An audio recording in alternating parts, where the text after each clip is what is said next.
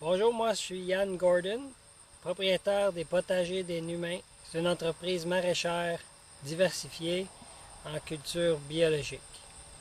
On fait plus de 80 variétés de légumes. Tout ce qu'on fait est fait à la main ici avec notre équipe. Il y a 4 employés au Potager des Numains. On est situé à Sutton, puis on aime Québec solidaire. Moi, je remarque un grand engouement. La population est en train de se réveiller et de s'apercevoir l'importance de la nourriture, l'importance des campagnes et des agriculteurs. On a été longtemps relayés dans les oubliettes. L'agriculture s'était rendue péjoratif.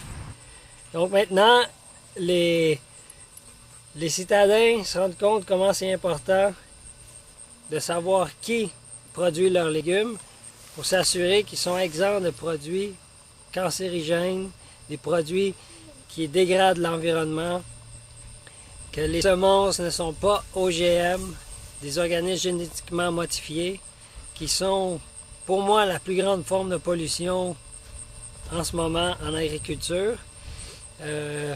J'aimerais beaucoup voir Québec solidaire présenter des projets de loi où on va décréter des zones anti-OGM, des territoires où il y a une interdiction de cultiver des cultures OGM. Parce que ces semences-là contaminent d'autres champs. Il faut préserver l'intégrité génétique de nos aliments.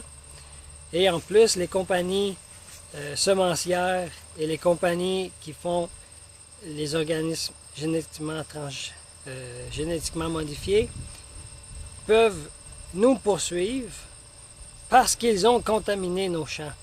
Okay, dernièrement, au printemps, il y a eu le Canadian Organic Growers qui ont subi un revers de la Cour supérieure canadienne qui venait renverser un jugement ou annuler une requête qu'on demandait d'être protégé des poursuites abusives de Monsanto qui peuvent, disons, j'ai mon voisin qui fait du maïs OGM, moi je fais du maïs biologique.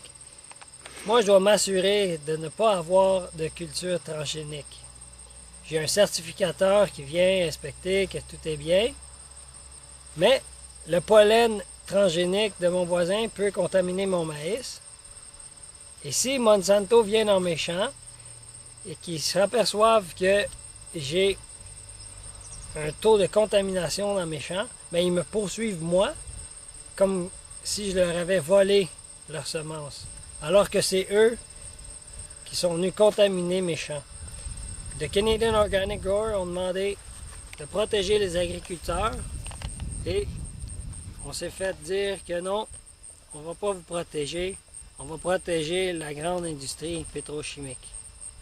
Moi, je trouve ça inacceptable et j'aimerais ça, un gouvernement qui se tient debout face aux entreprises un peu barbariques.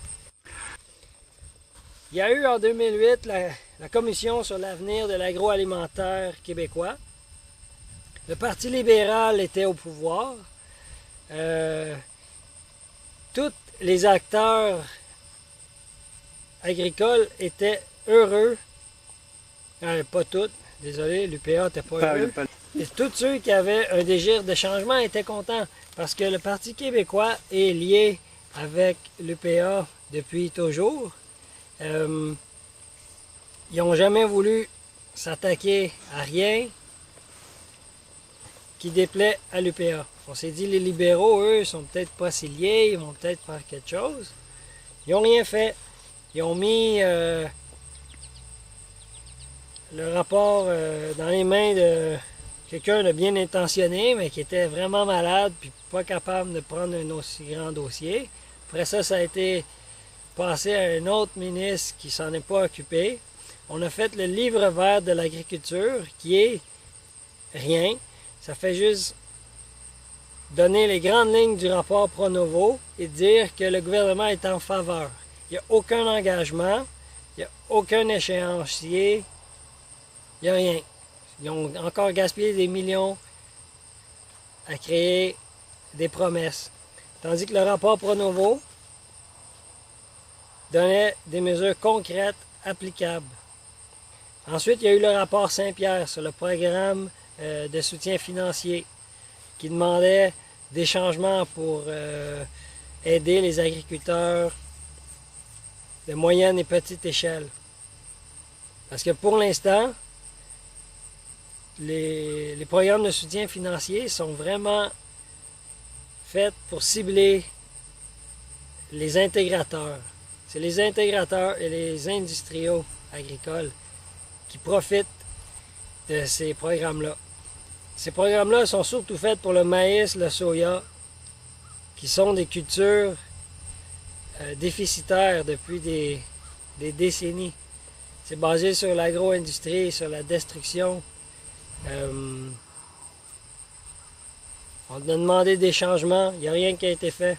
Les libéraux ont eu depuis 2008 pour faire quelque chose, ils n'ont rien fait. On demande du changement. Nos gouvernements